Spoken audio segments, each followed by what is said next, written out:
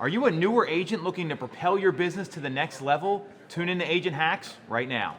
The real estate industry is full of people doing things a certain way because that's how they always have been done. These are not those techniques. If you want to get punched in the throat with the most aggressive and innovative ways to generate business and run your real estate practice, check out Agent Hacks. Welcome back to Agent Hacks. I'm Tom Toole. We got Ryan McMillian here with the Robert Mack Group, Irvine, California, Keller Williams agent.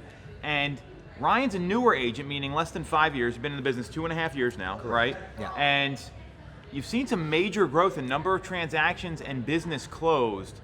What's the secret? All the agents out there less than 3 or 4 years in the business want to know. So why don't you share it with them and lay it on them and what you do? Well, the secret is prospecting. Simple. Lead generation is the most important thing for newer agents. You need to be doing it at least 2 to 3 hours every single day that you're going to be working. Otherwise, you're not going to have a pipeline to work with. It's very important, daily activities. So why don't you break down the daily activities? Because I think a lot of people get lost in, well, am I texting, am I emailing, am I calling? What does prospecting look like for you? Well, for me, it's definitely 2 hours hitting the phones, whether it be calling expireds, circle prospecting, or calling my sphere. As a newer agent, you don't have a lot of people that you contact, they don't know about you yet. So it's important to get new business and build that pipeline for years down the road. So at least 2 hours of hitting the phones, a couple different sources, and then also, whether it be sending out emails or texting, or even sending out some marketing pieces to the neighborhoods and dropping things off as well. So when do you usually do the prospecting? Because that's another thing. I know there's obviously some times that work. Some people say I like making calls in the afternoon. What works best for you? I love doing it first thing in the morning. I hit the office about 8:30 or so, and then from 9 to 12 is my major prospecting. I don't feel right if I don't do it between those hours. It throws my whole day off. I make it a time block, 9 to 12 every day.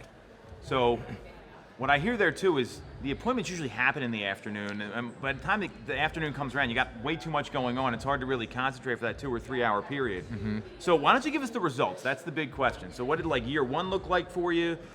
Year 2, where you're trending year 3? So in the first year, roughly the first 6 months of the business, I was learning the business. I did about 6 transactions or so, closing out the year.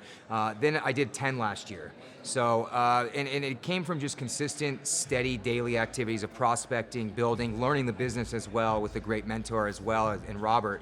But and right now I'm on pace to do anywhere between 12 and 15 by the end of the year. So I'm slowly building and growing each year. Well, it's not easy seeing that growth. I mean, you're looking at almost 50% growth year over year, mm-hmm. and in a market like you're in, and this is not a my market story, but the transactions are harder. They're right. Bigger numbers. They're right. A little more difficult, and there's way more competition on the West Coast mm-hmm. than there is in other markets. So the fact that you're still improving in 50% year over year growth, that's huge. I mean, I don't know about you. I want 50% year over year growth. I want that every year. Yeah. So I mean, those are monster numbers yeah. that you're putting up. So you're talking to a new agent, maybe they're not seeing the growth, maybe they're stuck, they feel like they're going backwards. What's maybe 1 or 2 pieces of advice you want to share with them besides just making calls every day? What helps them break through that mindset? Learn, talk to other agents, surround yourself with people that are doing monster numbers. Pick some things from them and what they do in their business. I mean, you always want to set goals that you can't obtain and get close to doing or even halfway there. That's number 1. I think learning from other agents is big. If you feel like you're at a plateau, look for other ways, other avenues to grow your business. So learn from other agents, make your calls, mm-hmm. and make phone calls, not text or email. I mean, this is basic stuff, but mm-hmm. it's gotten him to triple his business in 2.5 years. Mm-hmm. Thanks for coming on, brother. Yeah. Really appreciate it. Thanks for having me.